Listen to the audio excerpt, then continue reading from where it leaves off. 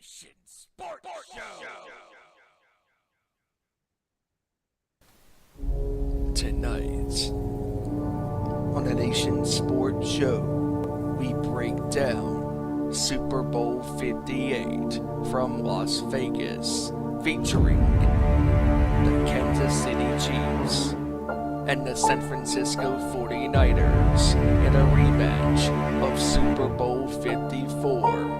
In the first half, San Francisco led 10-0. Late stages in the first half, Mahomes drove the Chiefs down the field to get him in the field goal range. Harrison Butker made the score 10-3. In the second half, momentum swung in the Chiefs' favor as a muff punt by San Francisco changed the entire complexion of the Super Bowl. After the muff punt by the 49ers, it was game on. Back and forth, both teams win, throwing haymakers at one another. 4 quarters was not enough to decide the winner of the Super Bowl, as it took overtime. In the end, the Chiefs beat the 49ers on a walk-off touchdown pass thrown by Patrick Mahomes. For the first time in nearly 20 years, we have back-to-back Super Bowl champions. Now, can this dynasty in the making make NFL history next year? Will the Chiefs be the first team to three-peat?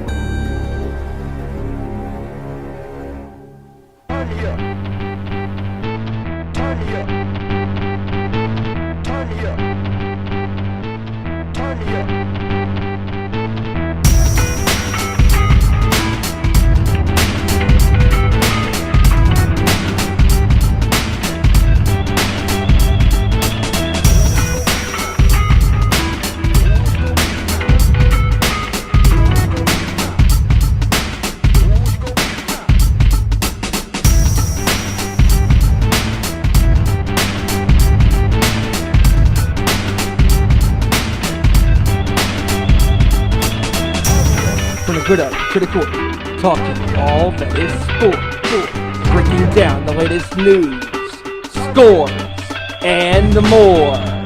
Welcome to our Nation Sports Show.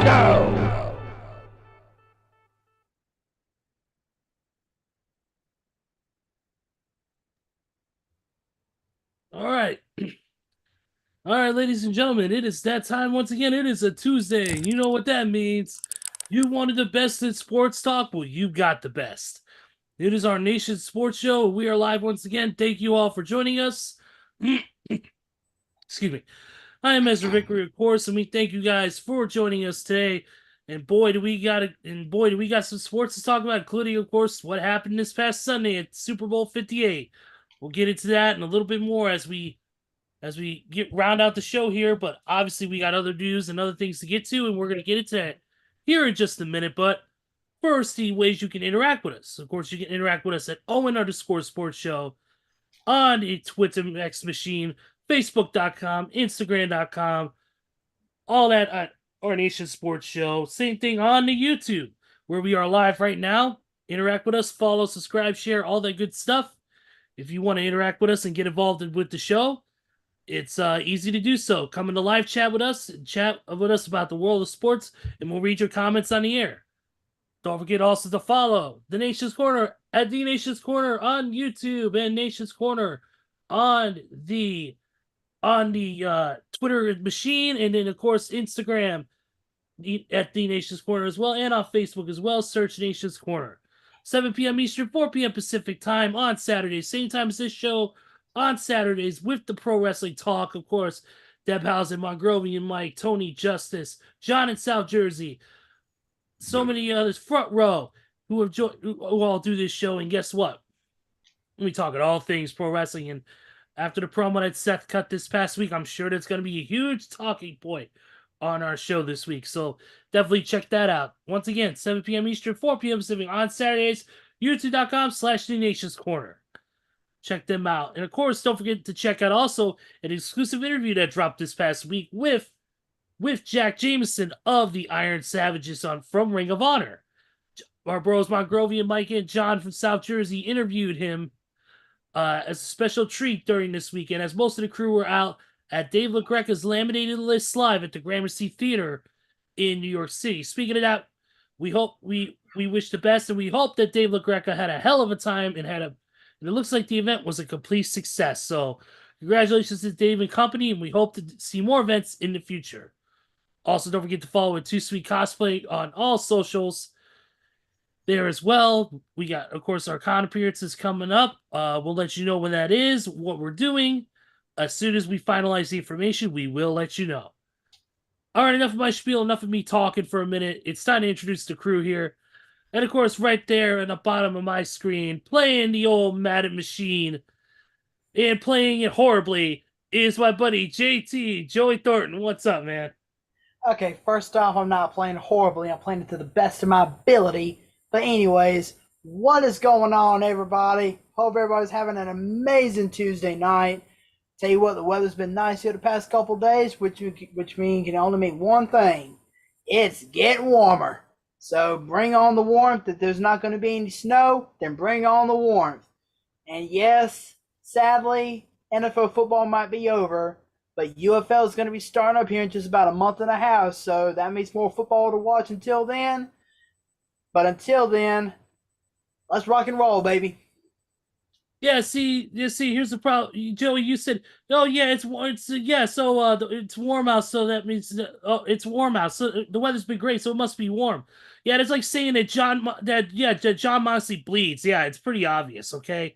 So, You're yeah. only saying that because you live in Chicagoland, where it's always cold. Where it was 52 degrees for 2 days, now it's back down to 36. where the ground was so iced over, and I was literally slipping everywhere I drive. So yeah, screw you. Screw you and your southern weather.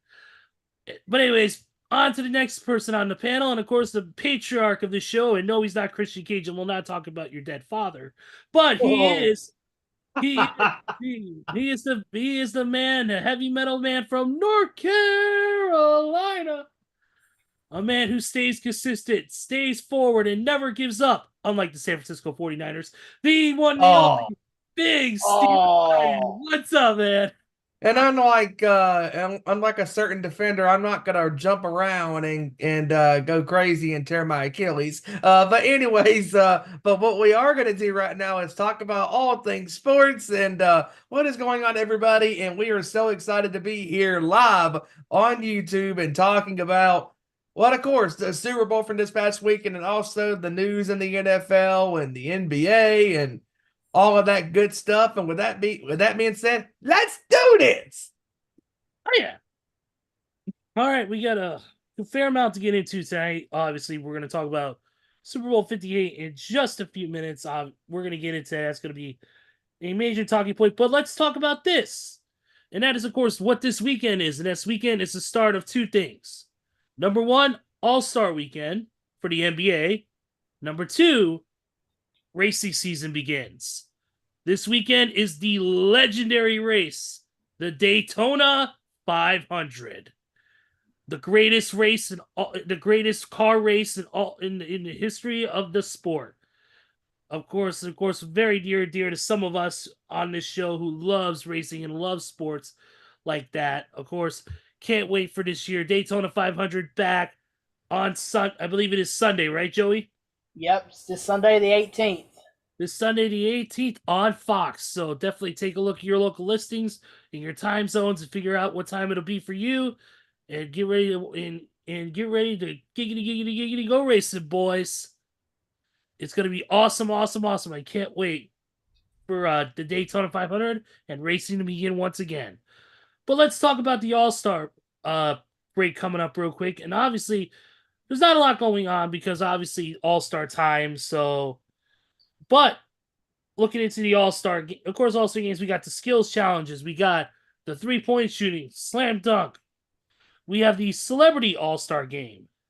You got, of course, in the main game itself. I mean, obviously for me, I'm looking forward to the celebrity All-Star game because it's fun to see these celebs try and play a little bit of basketball. And of course, most of it probably is for charity.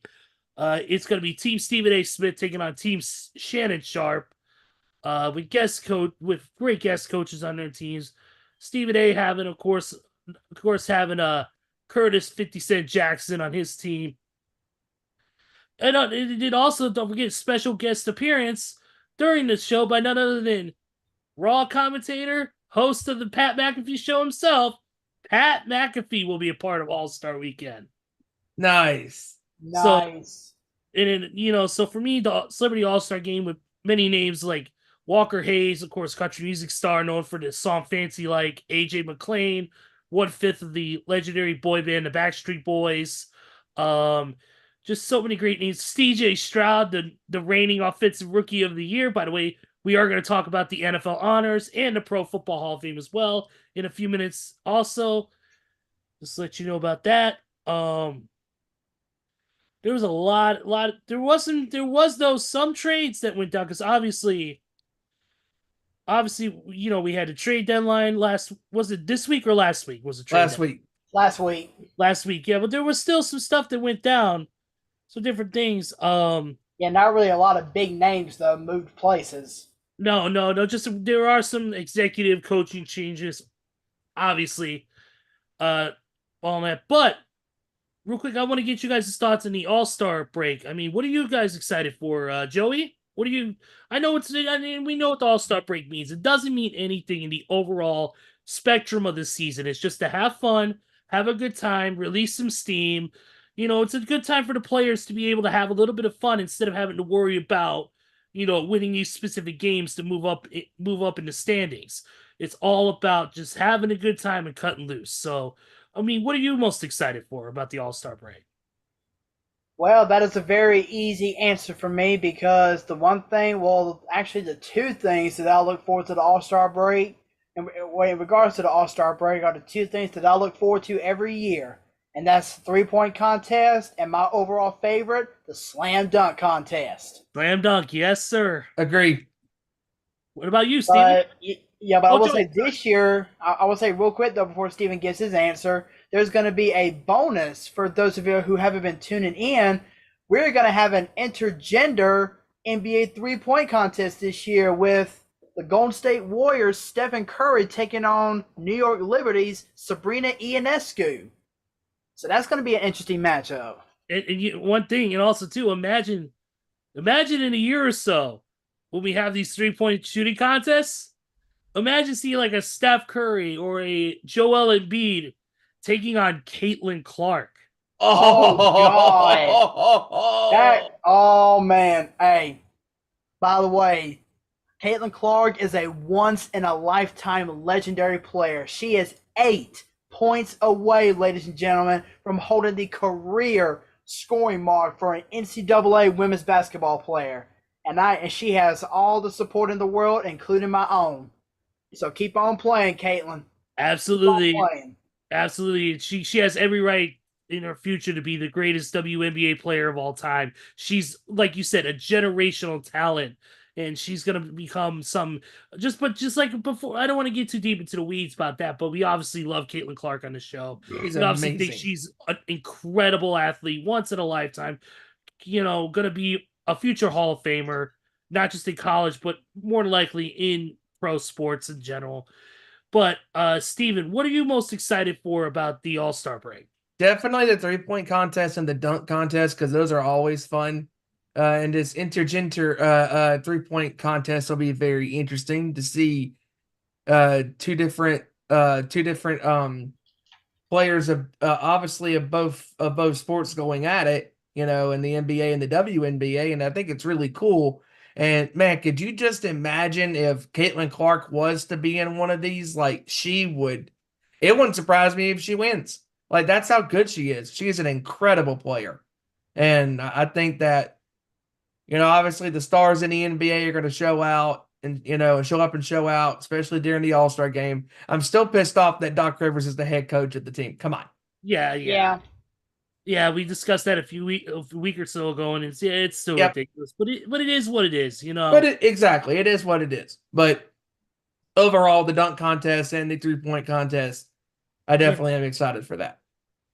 Oh yeah, definitely. It's always and I'm excited about those too. Especially the slam dunk contest has always been my favorite because everybody gets so creative whether it's hopping over people, cars, passing off to somebody else and then passing it back.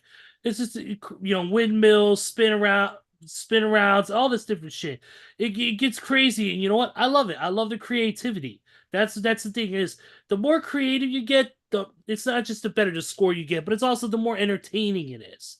And that's what I love. I love when these people get so creative with their slam dunks. I mean, what was it? Wasn't it Blake Griffin or Aaron Gordon who hopped over a car? It was Griffin. Yeah, And then, Blake of course, Griffin. Blake Griffin, and then you can't forget about that was a Kia, and you can't forget about Nate Robinson. I mean, Oh, yes. his little size Yes. jumping over people and slam dunking. Dwight Howard doing his Dwight thing. Howard, Yeah, obviously. Dwight Howard doing the Superman dunk. Vince Carter. It's Carter, yeah. Vince Carter's Michael doing the Jordan. windmill. And Yeah, of course you can't forget about the most famous one of them all, Michael Jordan's jump from the free throw line. Yep. Incredible. I mean, just the dunk. I think the dunk contest for me is the best because it's not as one dimensional like a 3-point shot is. I mean, it's still fun, but the dunk contest definitely has been my favorite since they've done the All-Star break. And to think real quick, just like the Kansas City Chiefs, we could see a repeat in the slam dunk contest because last year's winner, Mac McClung from the Osceola Magic in the G League, is entering the dunk contest once again. Awesome. So Along with Jaylen Brown from the Boston Celtics. Let's see, Jacob Toppin from the New York Knicks, and Jamie Jaquez Jr. from the Miami Heat.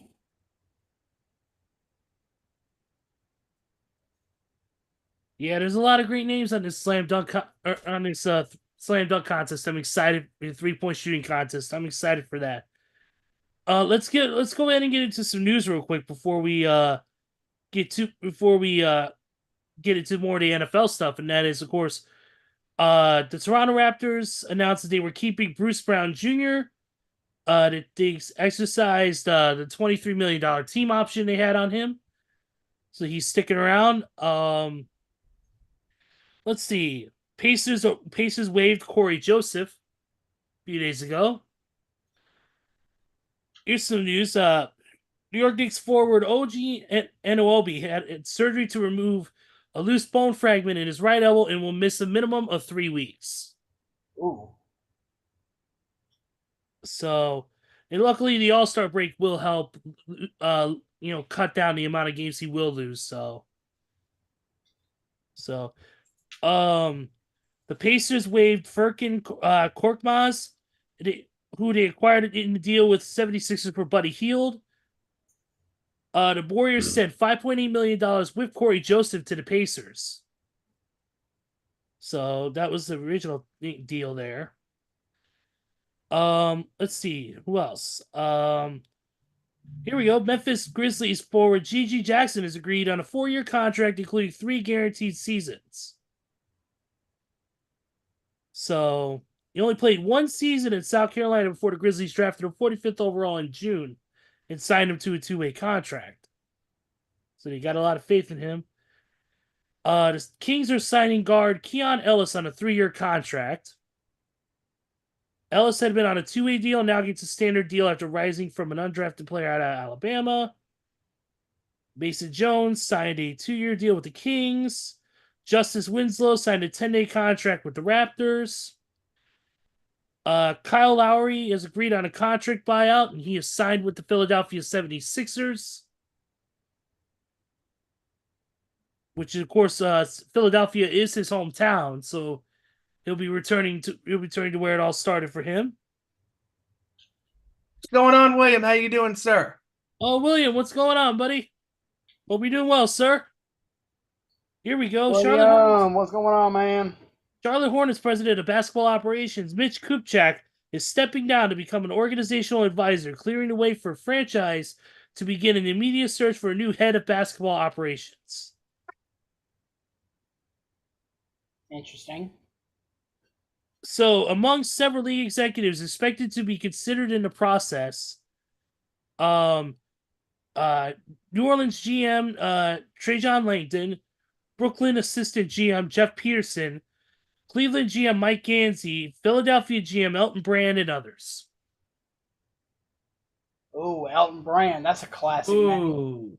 That's a Yep. player. That's an old time player from the early 2000s. Yep. From 8 hours ago here, Thaddeus Young is finalizing a deal to join the Phoenix Suns. Ooh. Ooh, interesting. It says the state of North Carolina has dropped 3 criminal charges, including a domestic violence protective order violation, misdemeanor child abuse, and injury to a personal property against Miles Bridges for lack of sufficient evidence. Wow. Interesting. So he will not be charged in those cases. And here's a little something from an hour ago. The Knicks are filing a protest with the NBA to dispute the 105-103 loss to the Rockets on Monday. What? Yep. Wow. Both the NBA's L2M report and crew chief Ed Malloy acknowledged a foul call on Jalen Brunson leading to Aaron Holiday's 2 winning free throws was incorrectly called. Wow. They aren't scheduled to play again this season, the Knicks and Rockets, but hope would be to win the protest and play an overtime period to complete the game. Only 6 protests in league history have been upheld. Wow. Would that be something? I mean, honestly, as douche of a move that is, I actually kind of agree with it because after looking at the highlight itself, the fact of the matter is Jalen Brunson didn't even foul that dude. He didn't even touch that dude who shot the 3 ball. So for once, I actually kind of agree with a move Could like you that. imagine them like, hey, when you come back to the arena, you're gonna have to play this team for 5 minutes or so or longer, and then that's it. Yeah, for real. Oh, and just to add here in the chat, what William said, he's talking about great dunks and stuff. Spud Webb. Oh yeah, Spud Webb. Yeah, that's pretty much all I got. Randy, what's going on? Let's go, Randy. Andy, what's up, brother? And obviously with the All-Star break going on, there are I believe there are no games tonight. So no, actually there is. Yeah, I'm about to say, I think the games are gonna stop tomorrow, if I'm not mistaken. Yeah, they're gonna start tomorrow. OKC and Orlando plays in just a few minutes. Boston and Brooklyn, Miami and Milwaukee, Minnesota and Portland, Sacramento and Phoenix, Detroit and the Lakers. Those are the games that play tonight. Oh, and tomorrow Actually, there no, the are some games- games. Actually, no, the games are gonna stop Thursday. There's Yeah. there's a 3 set of games on Thursday, and then that'll be it until the following Thursday. Yep, absolutely. So those are your games for tonight. Let's see, real here. Congratulations to Victor Wembanyama. He became the first player in more than 3 years to block 10 or more shots in a triple-double. Oh wow. Ooh. Points, rebounds, and blocks. Yep, 27 points, 14 rebounds, 5 assists, and 10 blocked shots. Very nice. Not bad. In just 29 minutes. That's insane. Wow. Jeez. No, this doesn't mean anything, but Luka Doncic and Donovan Mitchell were named the Players of the Week by the NBA. No surprise there. Not surprised. Jimmy Butler will be taking a leave of absence due to a death in the family. Yeah, I can't remember. I don't think they said who the family member was. No, they but didn't. They didn't. Yeah, it's still a sad moment though. Yeah, we would. Yep, definitely send our prayers and our condolences to Jimmy Butler and his family. So Yes. definitely. And that's about it as far as NBA news. So take a breath for a second. All right. Let's get into the NFL. I mean, that's what we. Oh, Joey, real quick, do you have any MLB news? I don't I think just- I've seen anything too major. Oh, here we go. I got something. What you got? Jorge Soler has agreed on a 3-year, $42 million deal with the San Francisco Giants. Oh, wow. Yep, that was announced early today. Also, some big news here. Jenny Kavnar will make history as the first female lead play-by-play voice in MLB history, as she will be the voice of the Oakland Athletics.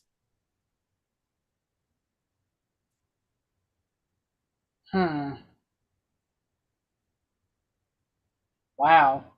And the rest has been made in the theft of the Jackie Robinson statue.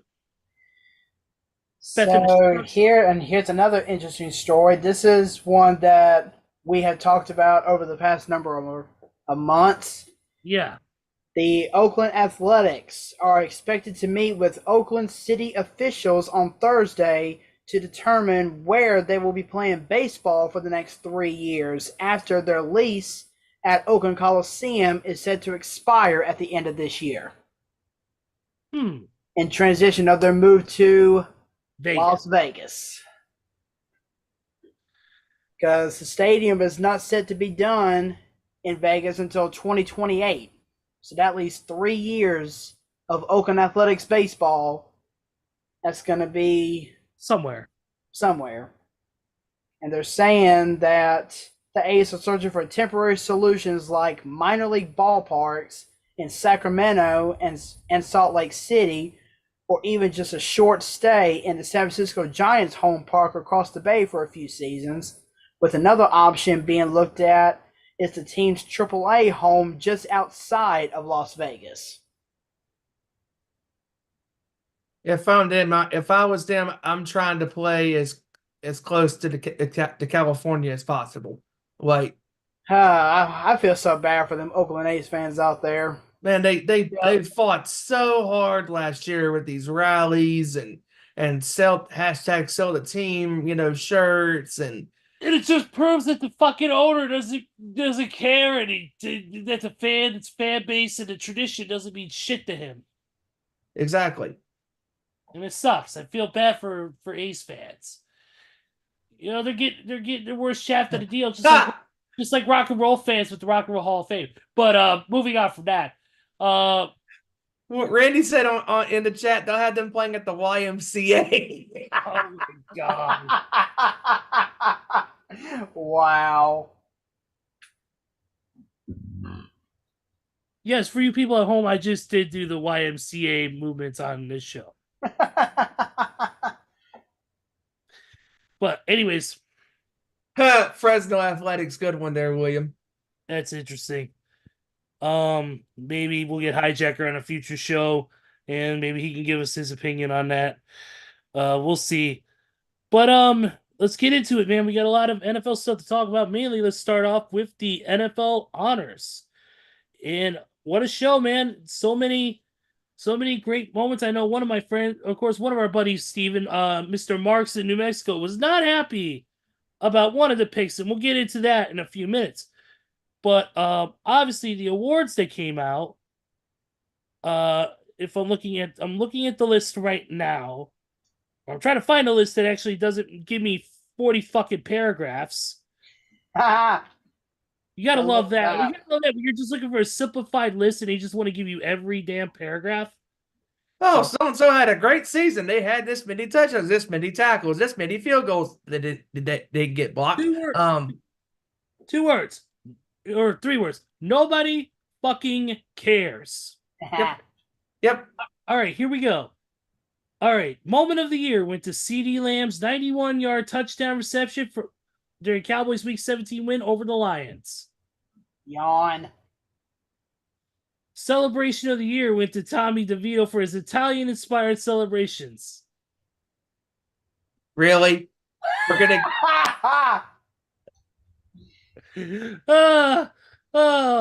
You know what? He should have done a celebration with him having a hat on with glue on it, and somebody tried to take the hat off. Like, Tommy, take your hat off. Dio mio. Yes, there's Italian for holy shit. FedEx Air and Ground Players of the Year. Brock Purdy and Christian McCaffrey. Not surprised. Assistant Coach of the Year, Jim Schwartz of the Browns. Walter Payton Man of the Year went to Cameron Hayward for his contributions to the community. Head Coach of the Year went to Browns coach Kevin Stefanski. That is bullshit. Ball should have gone to D'Amico Ryans. Or Amen. Dan Camp. Or Dan He Campbell. took a 2-win Houston Texans team from last season and put them into the playoffs. Personally, I would have went with Dan Campbell.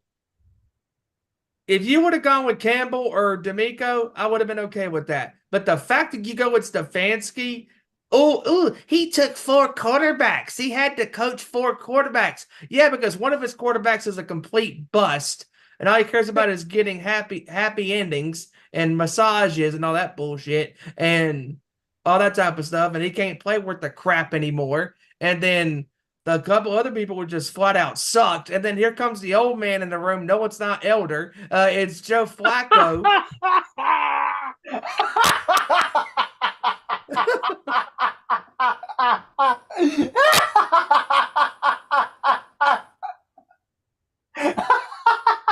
There we go. Yes, I cracked another joke on the sports show. My night is complete. I just popped Ezra and Joey. My night is complete. Yeah, the old man, not you, Elder. No. The old man on the couch. Joe Flacco was sitting there for several weeks. Then he got a phone call. Hey, old man, can you come off the couch and play, you old fuck? He said, okay, I will. I'll do what I have to do to get your shitty team to the playoffs. I don't know what the hell he did to get his old skills with Baltimore back. He must have prayed to the football gods and said, can you please give me my Flacco magic and get the Brownies to the playoffs? And I mean, I'm not discrediting what Flacco did during the year because he had a nice magic carpet ride, but it ended pretty painfully against the Texans in the playoffs. But I mean, playoffs. You kidding me? You kidding me? Playoffs. The Browns didn't even win a game. But you give Kevin Stefanski Coach of the Year when you had D'Amico Ryans, who took a 2-win Texan team the previous season ago, drafted C.J. Stroud, and had a very great opening season with him as their starting quarterback. You could have given it, like Ezra said, to Dan Campbell, who took Detroit to the NFC Championship game. Their first time going to the championship game since 91.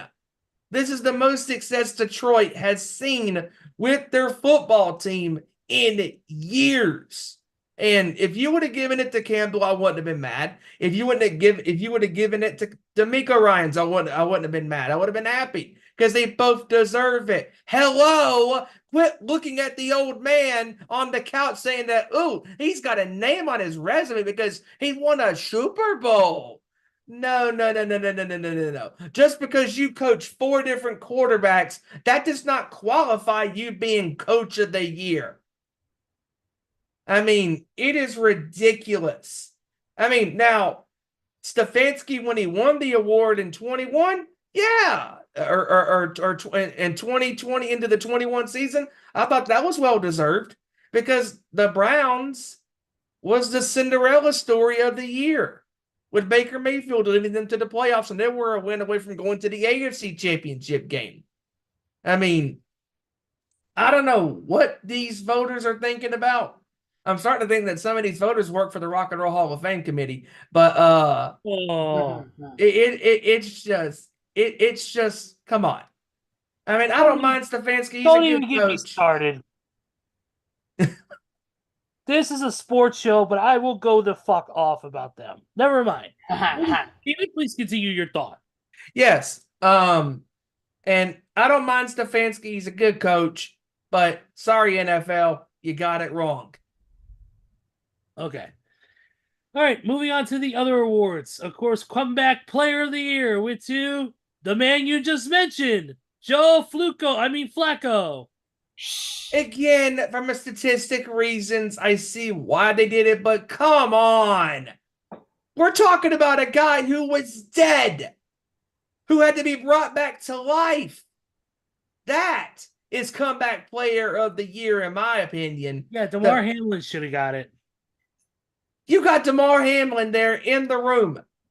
You gave him his flowers a year ago at the NFL honors and all of that stuff, and rightly deserved. You should have given him the award for comeback player of the year. I don't care statistically, he didn't play that much. The fact that he even suited up for a professional football game at all after that, and the fact that he had the guts to even want to get back out there in the football field, he deserves the comeback player of the year, in my opinion. All right. And then, of course, the offensive or the defensive player of the year went to defensive rookie of the year went to Texas defensive end Will Anderson Jr. Right move. And then joining him for the offensive rookie of the year is, of course, C.J. Stroud. There you No go. contest there. If they would have given it to anybody else other than Stroud, I would have been livid. I agree. All right, defensive player of the year went to Myles Garrett. Wrong again. Should have went to T.J. Watt. Should have went to T.J. Watt. Because statistically, he had a better year. Yeah, that's why Marks threw a fit. Yep. And then offensive player of the year went to Christian McCaffrey, run CMC. Rightly so. No, yeah, I was about to say no surprise there. And then the MVP is the $250 million man, and that is Lamar Jackson. Not surprised. Not surprised. And of course, we'll be talking about the NFL honors. We got to mention, of course, the Pro Football Hall of Fame. What a class this year, man! And oh yeah, and we're gonna get into that right now. And the class for this year is, like I said, it's insane. Look at this is the class. This is the class for this year. If I can get the Pro Football Hall of Fame's website to load and not be a piece of shit. Here we go. Right here we got right here. Famous outside linebacker, defensive end, Dwight Freeney. Oh yeah. Linebacker Randy Gradishar. Wide receiver for the Houston Texans, Andre Johnson. That's one bad man right there.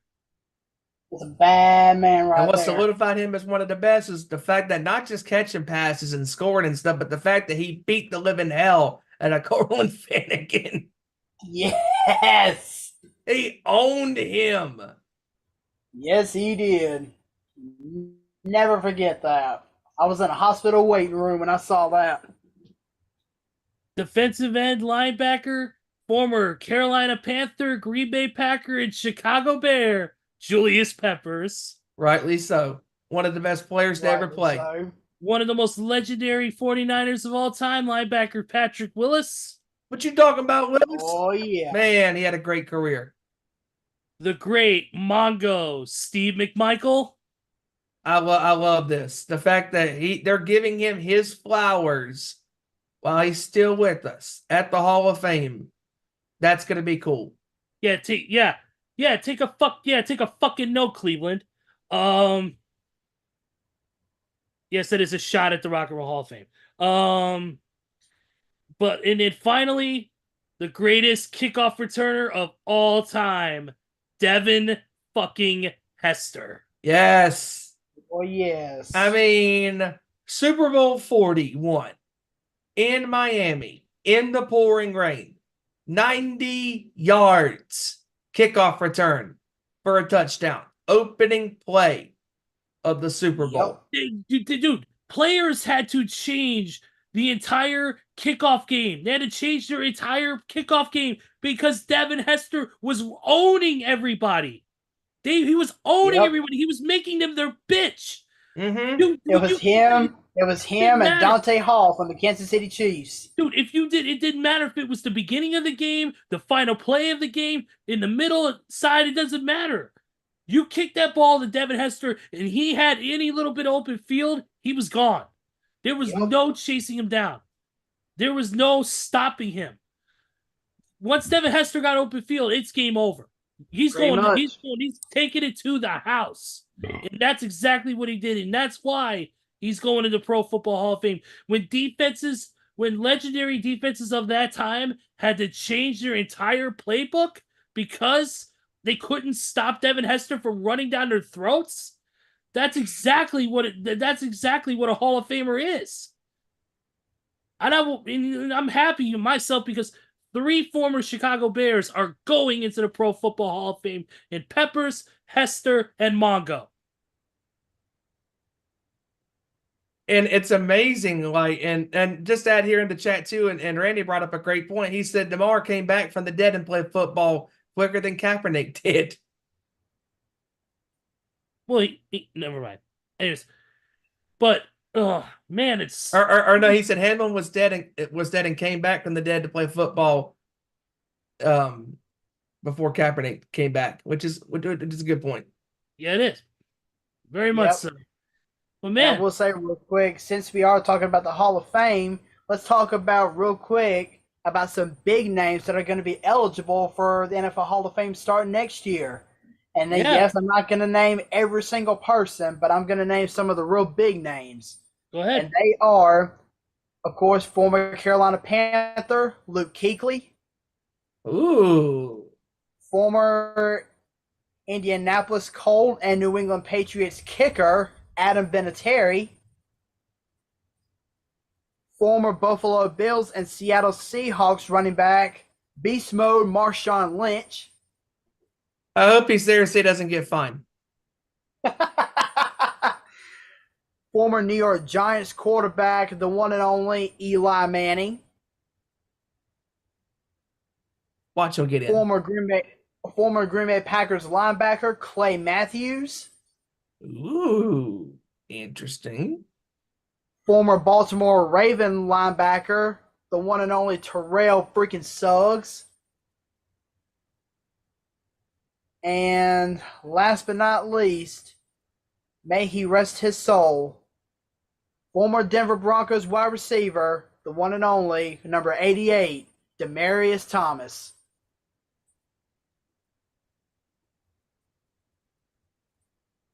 Hell of a list, man. Hell of a list. It is. We'll see what happens next year. Maybe a bunch of those names get in. We'll see what happens. And of course, don't forget, we also got this year not only the Pro Football Hall of Fame enshrinement, which will be in Canton, but also the Pro Football Hall of Fame game, which always takes place. And we were talking about this in the chat. It seems like because of the amount of Chicago Bears players that are going into the Pro Football Hall of Fame game this year, maybe there's a possibility that the Bears will get the Pro Football Hall of Fame game this year. Do you think that's a possibility?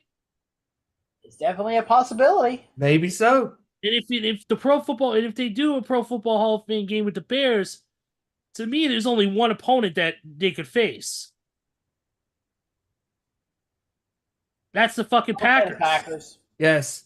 You can't, if you're going to do a Pro Football Hall of Fame, you got to start with the OG team. You got to do the OG teams. You got to do the Packers and you got to do the Bears.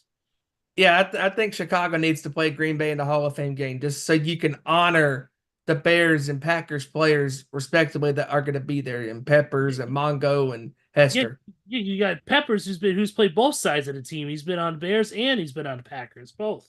Well, I mean, you got to think, have they ever had division rivals face off against each other in the Hall of Fame game? I don't think so. Usually it's usually just two random teams. I don't know, but it would be interesting to see a game like that played because I think it would add more intrigue to the Hall of Fame game itself. You know, it would add more ticket sales and it would add more viewership into the game itself. So I think that would be a little bit interesting and a little bit of a different foil. You know, it would help out with the ratings. Just because it's an old school rivalry. I mean, so. But that being said,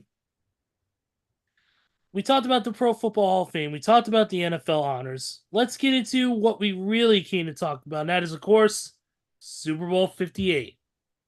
And what a game it was and what a contest. a battle between two great teams, but in the end, it was Chiefs Kingdom ruling Vegas, and the Chiefs won 25-22, and of course we in overtime. And speaking of overtime, and since I am a glorified fat man, I will plug this that because the game went into overtime, all Buffalo Wild Wings Blazer Rewards members on the 26th between 2 and 5 p.m. Eastern will get 6 free traditional or boneless wings at your local Buffalo Wild Wings location. Please visit buffalowildwings.com for more information. But no, seriously, what a game it was, and it was. I watched a lot of the highlights because I unfortunately didn't get to watch the game live itself. But it seemed like a hell of a game between two great teams. Brock Purdy and gang played a real smart game, and then unfortunately a muffed punt came in, and then the momentum switched. Kansas City was, and of course, what it didn't help also was the unfortunate torn Achilles from Dre Greenlaw, losing a key part of their defense and a guy who's had snagged, interceptions and tackles for losses in the offseason. So losing a key part of their defense really did not help matters, but that muff punt seemed to change the complexity and the momentum of the game, and the Chiefs took it in overtime, an easy walk-off touchdown pass, and that's all it took to seal the deal, and the Lombardi Trophy is now theirs. I mean, when you look at this game and how it was going, especially during the first half, I mean, San Francisco's defense was playing really well, and they were getting to Mahomes and making him uncomfortable in the pocket, and his O-line couldn't get nothing going as far as keeping him protected. And Kelsey only had one catch in the first half, and give credit to the defense. But as soon as Greenlaw went down with the torn Achilles, Mahomes smelled blood. Yes, he did, and it was. And you could see the momentum shift as soon as that happened, because when Stray went down and then the muffed punt happened, that's exactly when the momentum shifted.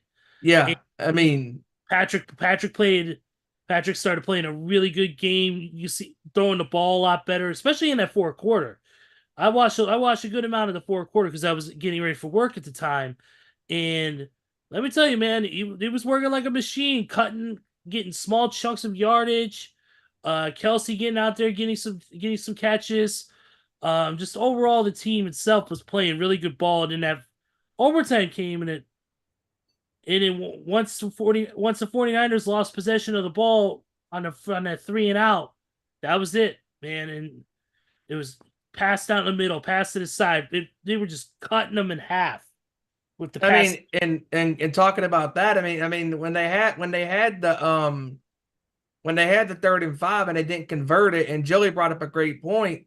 There was a wide open lane in the middle or to the left where McCaffrey could have ran that ball for an easy first down, because, I mean, just that's how the game was going. Like, the muff punt changed it all, because at this point the Niners still had full control. But the big problem for the Chiefs, real quick, kind of piggybacking on the first and early part of the third quarter, they had a lot of times fumbling, with the ball, and obviously McCaffrey had that big fumble in the first quarter, and then Mahomes in the second quarter had that 53-yard pass down to the Niners 9-yard line. And then the very next play, Pacheco fumbled it.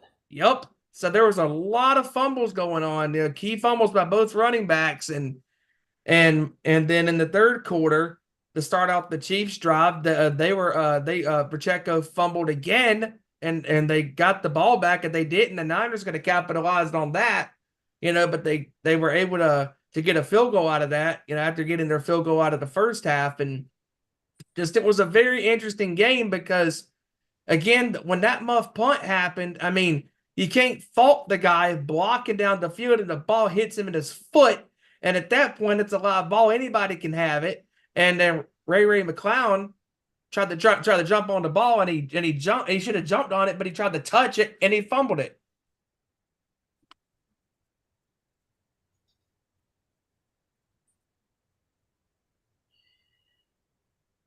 I mean, yeah, there was a lot of things that went wrong for both teams, but at the end of the day, I mean, Steve Wilkes, I mean, you got to give the guy a lot of credit. I mean, he was able to take one of or the best quarterback in the game right now, and Patrick Mahomes, and leave him just searching for answers in that first half. Because I mean, Mahomes, he had a great first half, but it's just the Chiefs' offense couldn't do anything because that Niners defense was swarming all over the field, holding Kansas City to only 3 points.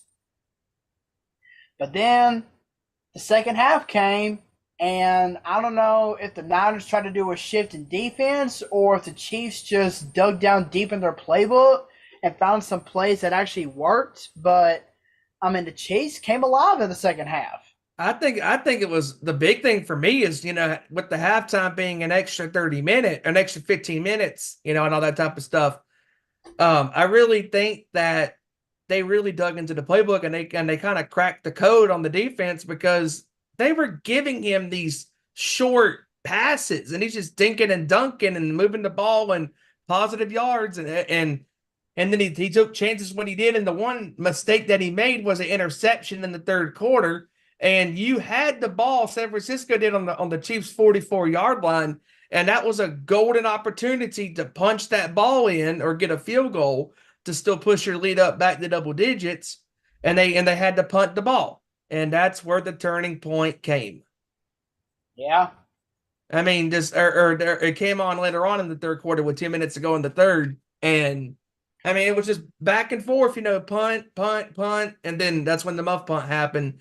But once that muff punt happened, it was game on from there. And Mahomes' first play from scrimmage after the muff punt, touchdown pass to Marquez Valdez-Scantling in the end zone. And got to give the Niners a lot of credit, for responding, because they could have folded up and couldn't figure it out, or the pressure got to them. But Purdy responded a couple of times in this game. He didn't turn the ball over. He had a pretty good game, but not good enough to beat Mahomes. And for me, the play calling by Shanahan in that second half was not the greatest. Run the ball, because Christian McCaffrey had 136 scrimmage yards, 80 receiving, 80 rushing, and a touchdown. Especially off that trick pass play from Juwan Jennings, which was crazy because he was the first receiver since Antron Randall to throw a touchdown in the Super Bowl. And he also made NFL history in the Super Bowl by becoming the first receiver to not only throw the ball for a touchdown, but obviously catch a touchdown. And that was Brock Purdy's lone touchdown pass of the game. So when you look at the grand scheme of things on how the Niners lost this game, it was a combination of a couple of things. One, their defense, not getting the Mahomes in that second half. And number two, the play calling by Shanahan and not giving McCaffrey several more touches. Because if he gives the ball to McCaffrey, you're just waiting. Because that's how good Christian is, to run off a long run and get it in the end zone or to get you a first down. Because that's how talented he is. Yeah, definitely. Patrick Mahomes threw for 333 yards on 34-46, 2 touchdowns, 1 interception. Travis Kelce had 9 catches for 93 yards. Hardman had 3 catches, 57. Watson had 3 catches for 54. Valdez-Scantling, of course, had 1 touchdown. Hardman had a touchdown as well. In that game, Brock Purdy, 23-38. 255, 1 touchdown. McCaffrey had 80 yards rushing on 22 carries. It also had 80 yards on 8 catches with a touchdown as well. And then Jennings had a touchdown, 4 catches, 42 yards. It's just really interesting when you look at this, because another thing that needs to be taken account of is Spagnuolo. He is a defensive genius as far as knowing when to send up the pressure and when to go man-to-man. And also as well, not keeping the same, defense schemes going. Because the Niners were running that zone defense and they were getting cooked by Patrick Mahomes. When you give a quarterback a wide open passing lane, he's going to take what the defense gives you. And when he feels like throwing the ball down the field, he'll take his chances when he wants to. Because once you soften the defense up with those short passes and those quick slants and curls and stuff and those quick ins and outs routes, he can go over the top and go for it. And he did a couple of times and obviously made the one mistake, but that happens. But he bounced back because, and another thing too that was really smart by Mahomes in this game was the one time where he was looking down the field when they were down by 3. He looked downfield looking to chunk the ball up deep, and he knew, oh, if I throw it here, I'm throwing an interception, and the game's going to be over. So he smartly pulled the ball down, and he took off and ran and got a first down. And also, that's another huge thing is he was the leading rusher for Kansas City, and he's not even a running back. 66 yards, rushing every time he needed to make a play. He made a play. He was not losing that game. He was determined to win another Super Bowl.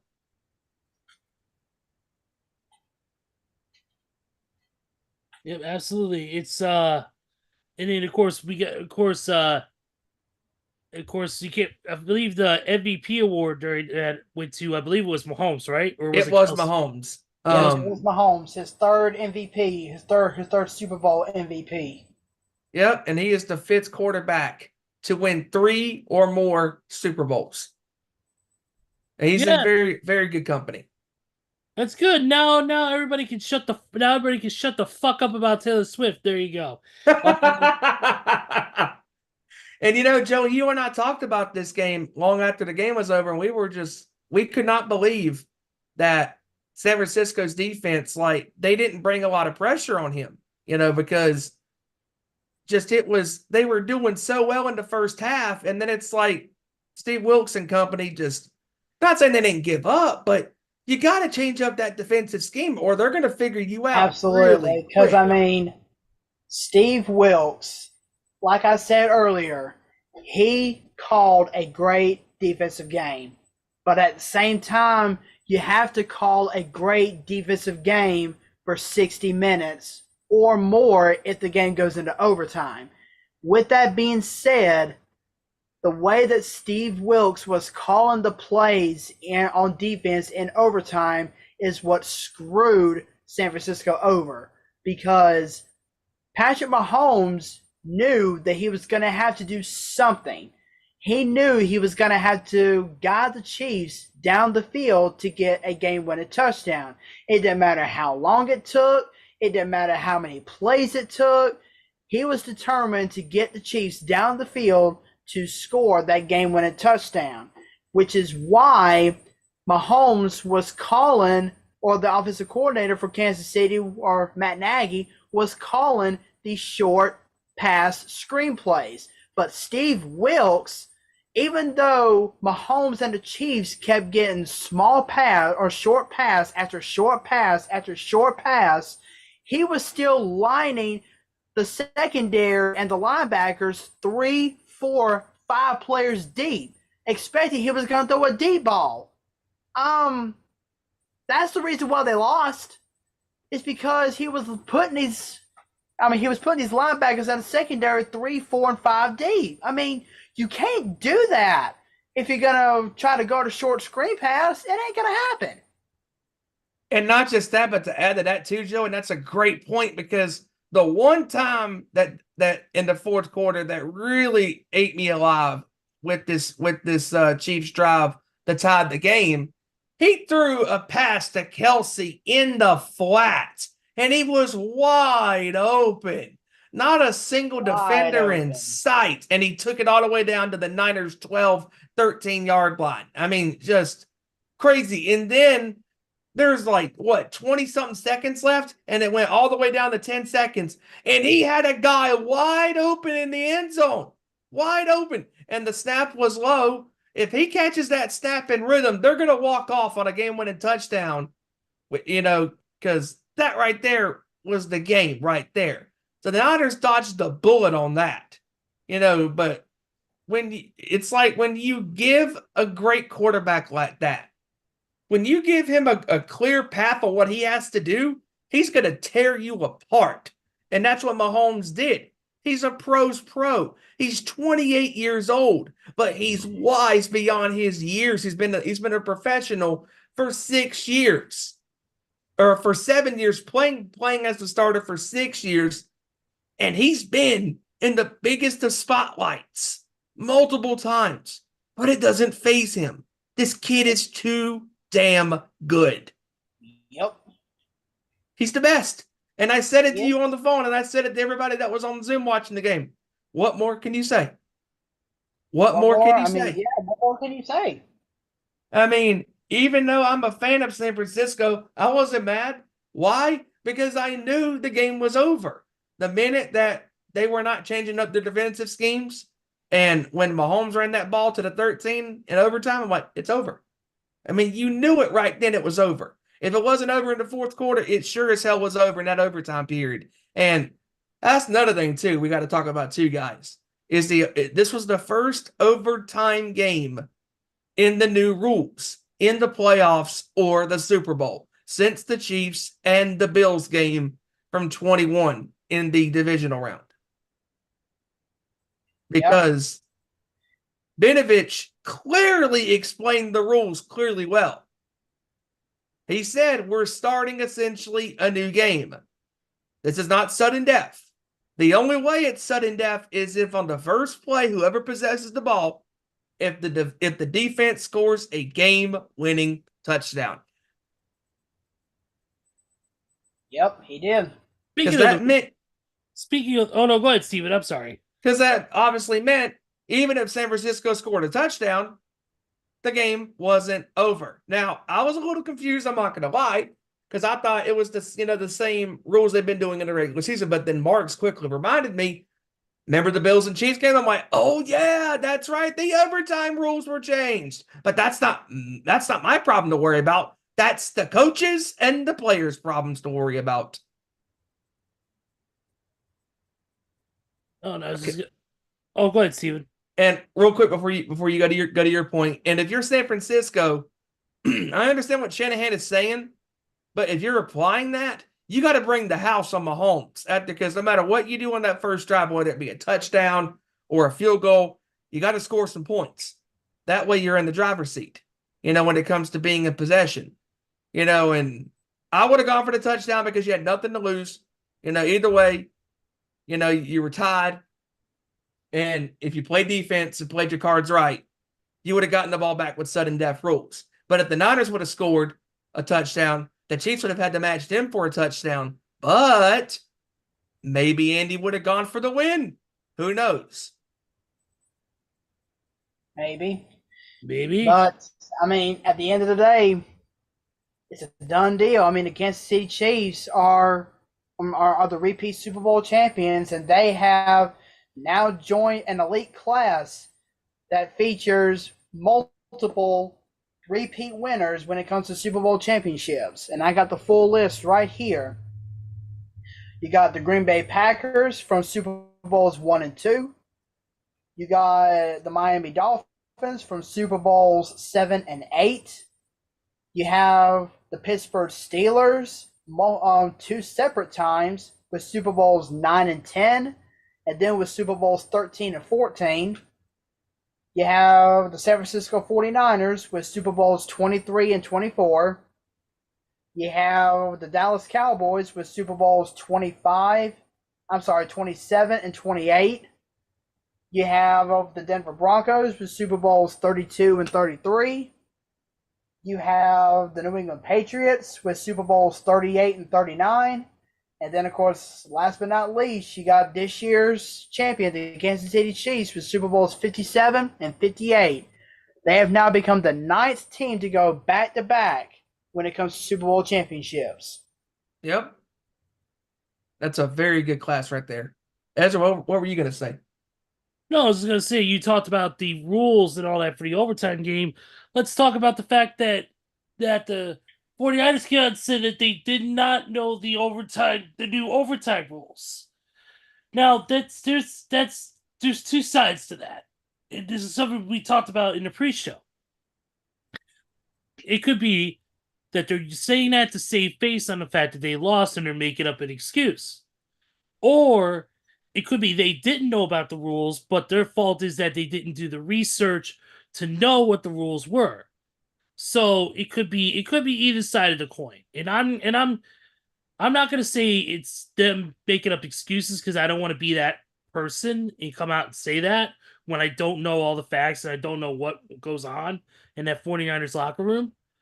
So I'm just gonna leave it in a neutral state, but I'm just bringing it up for a conversation. So it's like, it's a little bit of a mixed bag. It could be they didn't know the rules and maybe they didn't do the research, or maybe it was a lapse in judgment, lapse in memory, or it could be the fact that you're just trying to save face.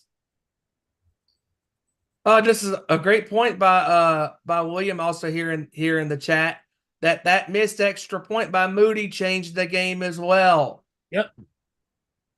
And that's another great thing is that both of these kickers set Super Bowl records. Moody with his 55-yard kick, and then Bucker said, "Hold my beer," and he kicked the 57-yarder. That's right. I mean, just crazy how all these records were being set in the Super Bowl. And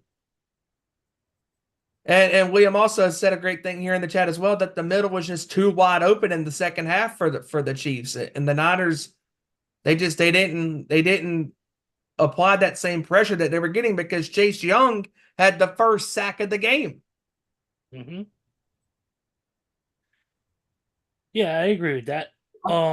It's but yeah, I mean, like I said, I don't want to come out and say that, they're making up excuses or blah blah blah. But I'm not one of those guys who's going to pass judgment when I don't know what's going on. So I'll just leave it a neutral thing and say, whatever happened. If they forgot, if they didn't know about it, they didn't know about it. If they didn't or make up excuses, then whatever. If they didn't know about it, that's on them because it is up to the head coach to tell your players, okay, guys, if we are in a overtime situation in the playoffs or the Super Bowl, this is what we have to do. Now, I understand what Shanahan was saying, afterwards saying, okay, we were playing for that third possession. In a way you were, but in a way you were not because your defense was playing so soft. When the Chiefs got the ball, Mahomes went 8 for 8 in overtime because you were giving him these short intermediate passes. He wasn't throwing these deep passes over the middle and to the sidelines. He was just taking what the defense gives him. And that's what makes a great quarterback. Just like Tom Brady, because Tom Brady did the same thing to Atlanta, coincidentally, when that was the first Super Bowl that Shanahan lost, obviously the infamous 28-3, as their offensive coordinator. And I don't think he's a horrible coach, Randy. I understand what you're saying as far as him, because he's not a bad coach, but when he goes up against great coaches like Bill Belichick or Andy Reid, you're going to get out coached because Andy Reid is a great coach. Obviously he won his first Super Bowl with the Packers with Favre and him on their staff. And then he's taken the knowledge that he's had with Philadelphia and applied it with the Chiefs.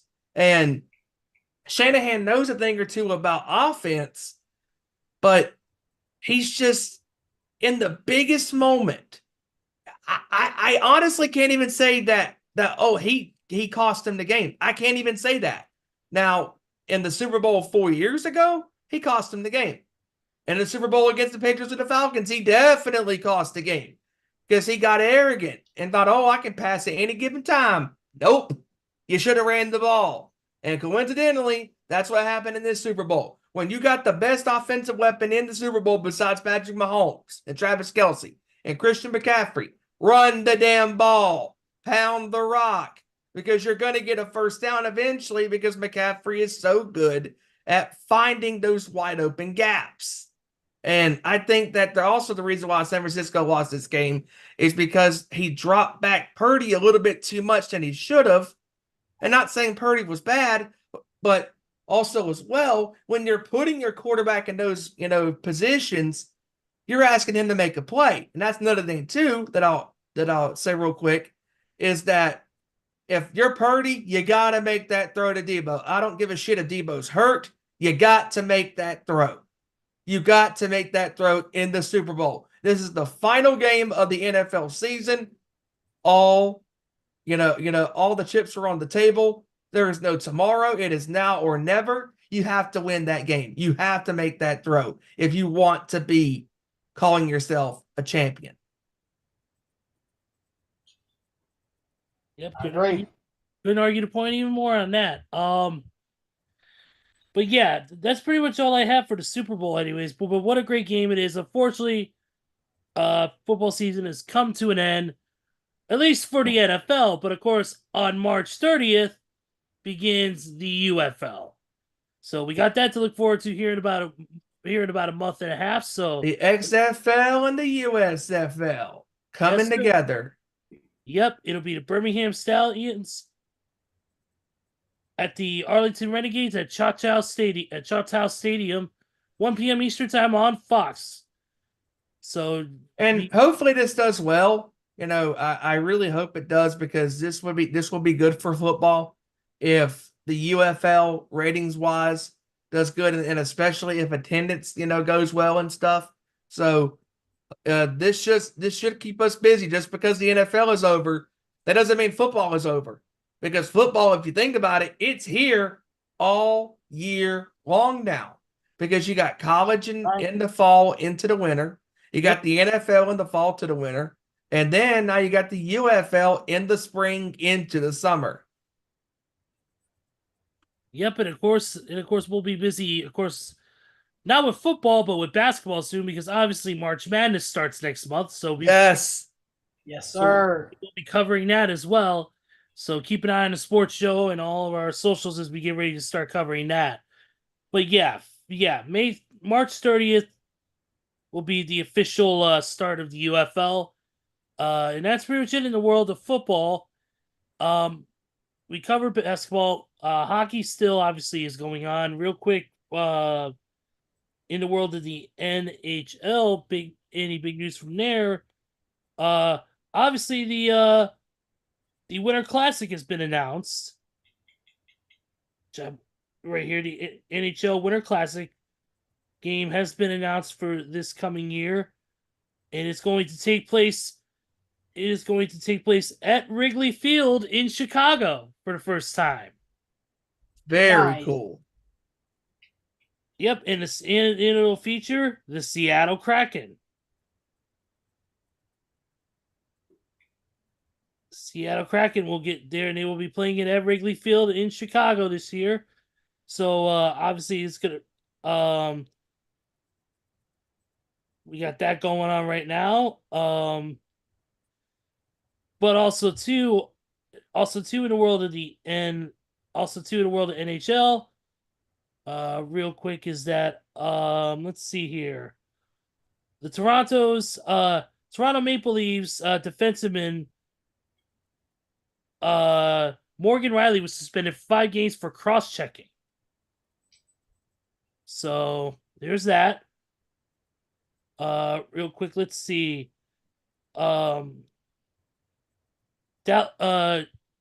Dadonov will be out indefinitely for the Dallas Stars because of a lower body fracture.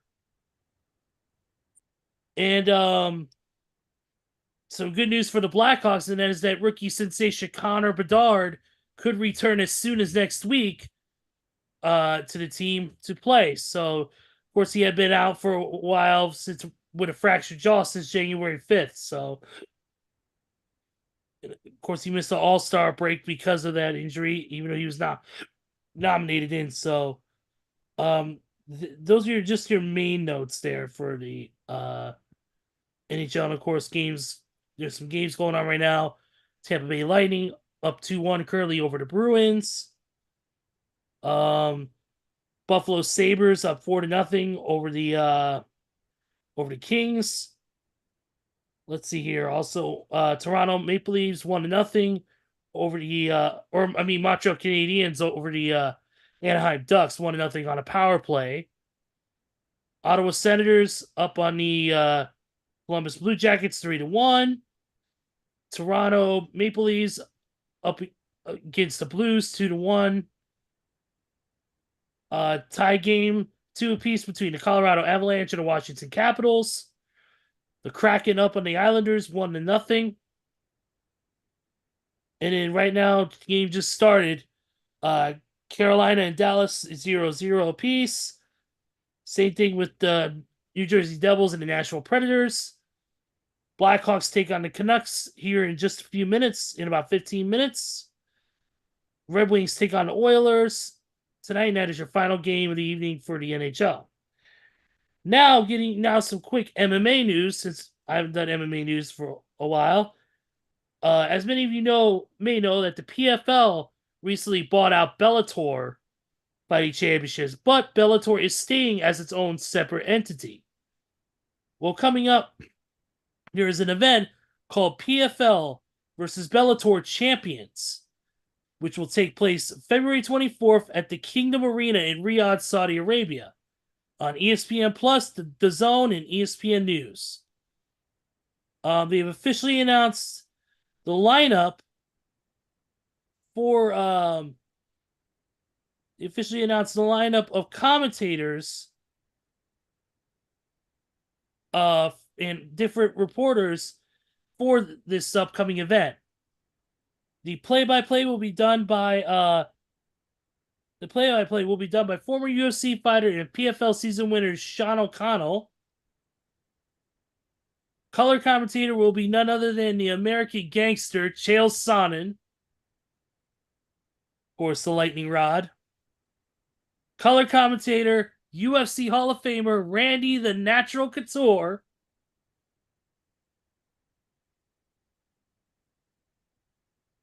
And then also color commentator, the outlaw Dan Hardy. Ooh.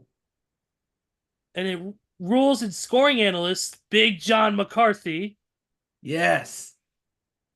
The legendary former UFC referee. Reporter will be Amanda Guerra, coming over from Bellator. Josh Wonderboy Thompson will be a reporter as well.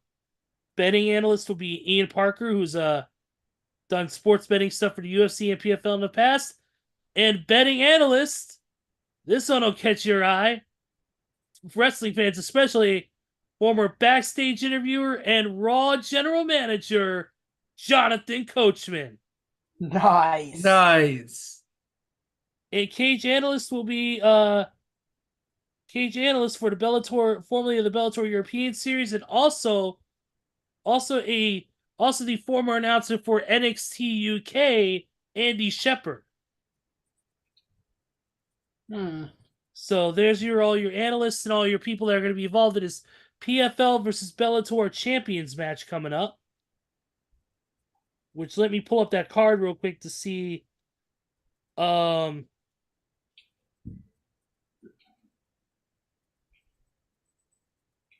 see what's going on here. See if any really huge matches. Here we go. We got a heavyweight champion versus champion bout.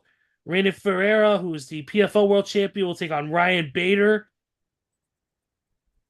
Got a middleweight championship bout from Impa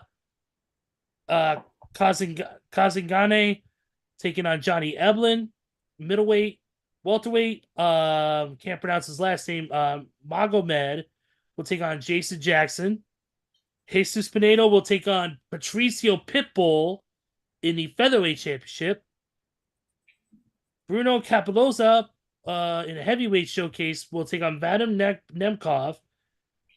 Former UFC fighter and PFL title contender Thiago Santos will, in a light heavyweight bout, will take on former UFC fighter, current Bellator title contender, the Soldier of God, Yoel Romero. Another lightweight showcase bout, Clay Collard versus AJ McKee. And those are your main card bouts. And then as Clarissa Shields will take on Kelsey DeSantis in another big fight, and that'll be on the pre-show. So a lot to look forward to as far as this fight card goes coming up. And of course, like I said, that'll be on ESPN News, The Zone, and ESPN Plus. Still waiting on confirmed reports, of course. Still waiting on a finalized report on whether on UFC 300 we will see Conor McGregor versus Michael Chandler. That of course would be and of course, speaking of Conor McGregor, he is in the he's in the upcoming remake of the movie Roadhouse. Interesting. Also starring Jake Gyllenhaal and a special appearance in the movie by rapper Post Malone. Speaking of rappers, hip hop musicians, I do want to say though the halftime show for this year for the Super Bowl was amazing. Usher at 45 years old, proving why he's still one of the kings of R&B and pop. The man, not only that, I'll give him all the credit in the world. He sang live. Yes, he did. And what I also loved is you had Alicia Keys coming out there doing her thing. And then when I was like, all right, they brought her out, they're gonna bring out Lil Jon and Ludacris. That was As great. soon as I saw Ludacris, I was like, "Yep, they fixing to do his famous song." Oh yeah, They're gonna do yeah, and then they did My Boo with Alicia Keys, which I thought was amazing. yeah, but yeah, of course. Now that I think about it, you know what would have been extremely awesome? At least once, whenever he was singing, if he would have had LA Knight out there doing "Yeah," whenever he was singing, yeah, that would have been awesome. Somebody should edit that song and put instead of Little John singing yeah or whatever, put LA Knight. Yes, I would enjoy that. But to me, what would make the concert me being a nostalgia kick, and the fact last year was the 25th anniversary of the album, I would love to see Usher throw on the graffiti derby bowler hat and the jacket from the My Way video. If he still has it, I would love to see him throw that on. Because, quick story, I was at the B96 Halloween Bash in 1998 where I saw Usher, and he was wearing that same hat and same coat from the My Way video. So I would have loved to have seen that. But yeah, great halftime show, great appearances. It was an overall great show. But anybody have anything else you want to talk about before we wrap up the show tonight? I do want to bring up real quick before we get out the air that the duration of the season for the first combined with the XFL and the USFL as the UFL, it will run from March 30th to June 2nd, and then the postseason is from June 8th through the 16th. Okay. So for now, there's only 8 teams. There's 4 teams in the XFL, and there's 4 teams in the USFL. And or there's 3 from the USFL, and then there's 4 from the XFL, I believe. And then they took 2 of their other Houston-based teams and combined it. You know, one with the logo and all the players from one, you know, and all that type of stuff. So it's really cool, you know, what they're doing. So you got to start somewhere. So hopefully, you know, the UFL does really well, you know, because this right here is going to keep us busy for several weeks, you know, when it comes to the regular season. And mind you, there'll be 40 regular season games.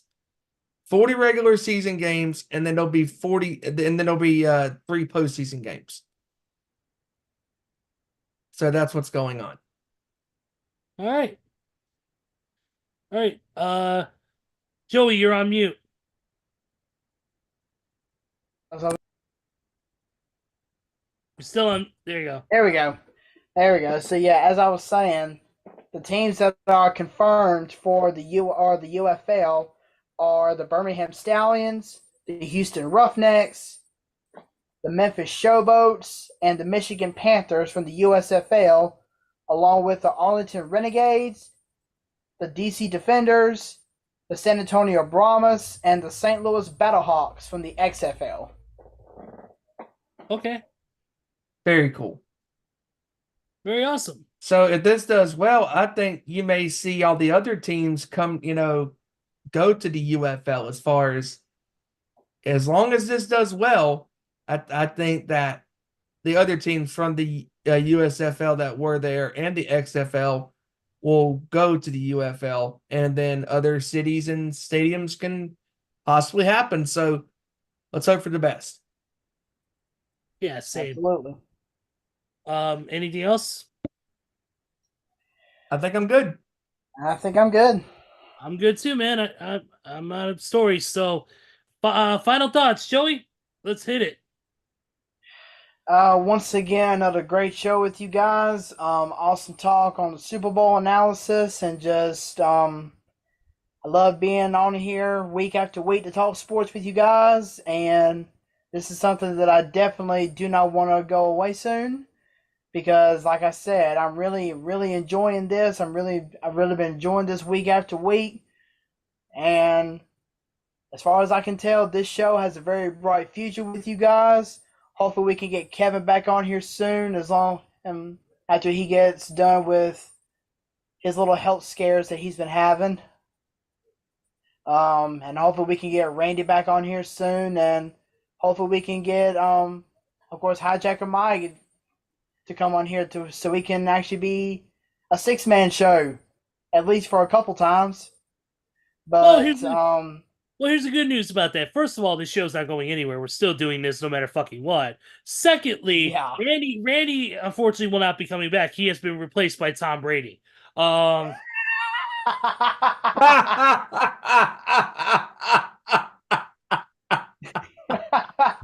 But it's anyway, soon to be Patrick Mahomes. Sorry, Randy. but anyways, for all of y'all out there, just enjoy the sports. We're getting closer to Major League Baseball, getting closer to March Madness, getting closer to NASCAR, and of course, the road to WrestleMania is heating up, baby. We are about 55. I think it's like 54, 55 days away from WrestleMania. Yep. And the road is just heating up. So, peace out. Enjoy the sports. All right. Very much so. Steven, you know how to do better than anybody, my friend. Yes, I do. Great show with you guys. And thank you to Randy and William being there in the chat, and to everybody who watches this on demand afterwards. And had a lot of fun breaking down the Super Bowl and all the madness that happened during the game and all of that stuff. And speaking of madness, cannot wait for next month when March Madness starts. And looking forward to our off-season coverage of the NFL as free agency heats up. And who knows where these players are going to go, because I guarantee you that San Francisco's team is not going to look the same in a lot of ways. Well, for one, Greenlaw is going to be out for several, probably for the majority of the season next year with the Achilles injury, and it was awful, just very sad. And hopefully he makes a speedy recovery, and it'll be really interesting to see what happens in the offseason. And also with the NBA getting back underway next week, with the All-Star break happening this week in Indianapolis, and looking forward to the basketball season, getting really good as the playoffs near in the spring, and obviously March Madness in March with the NCAA and both men's and women's, and all that good stuff. And the UFL starting next month at the end of March, and that'll be exciting because more football, and we love our football. And baseball starting up in a couple of months, and there's a lot. There's still a lot going on. So stay tuned. You can follow us on Twitter at ON_Sports Show, Facebook and YouTube.com at Our Nation Sports Show, and the Instagram pages at ON Sports Show. And also don't forget to follow the Nation's Corner on Twitter at Nation's Corner. Everywhere else on YouTube, Instagram, Facebook, it is at the Nation's Corner. And don't forget to check out the guys and gal this Saturday at 7 p.m. Eastern, 6 Central, 4 p.m. Pacific time, and check out their recap of the Busted Open event at the Gramercy Theater as Dave LaGreca's limited list happened in New York City with Bully Ray, with Mark Henry, and with the Innovator of Violence, TCW legend and birthday boy today, Tommy Dreamer. Happy birthday, Tommy. Hope it's a great day. And obviously, Gabby Laspisa was there as the MC. And Mark Henry did some stand-up as well. And very cool that our people on our crews, shout-outs to Steve and Mark and Mike and John and Chad. They were all there.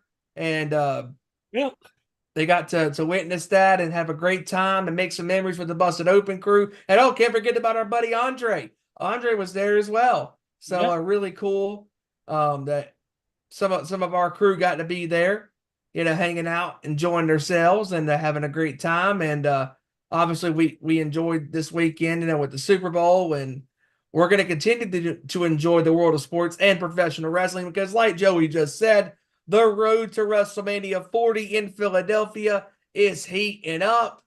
And in case you're living under a rock, this has been one of the biggest and best times to be a fan of professional wrestling. And I don't know what the hell's going to happen on WWE, but all I know is I'm along for the ride. And with that being said, as a wrap this up, my friend. Will do, Steven. Thank you so much. Thank you to Joey as always. You guys are awesome. As always, this show is I'm glad to be a part of it. I've always have, and it's always a fun time to do. So definitely thank you to everybody watching this right now, watching this on demand. We appreciate the support. Don't forget to like this video and subscribe, leave a comment. We'd love to hear from you guys. As always, follow our social medias, which are individual ones, which are listed at the bottom of this video. Don't forget that. Don't forget to follow, of course, 2 Sweet Cosplay, Nation's Quarter, all that good stuff. A lot of pro wrestling talk coming this weekend.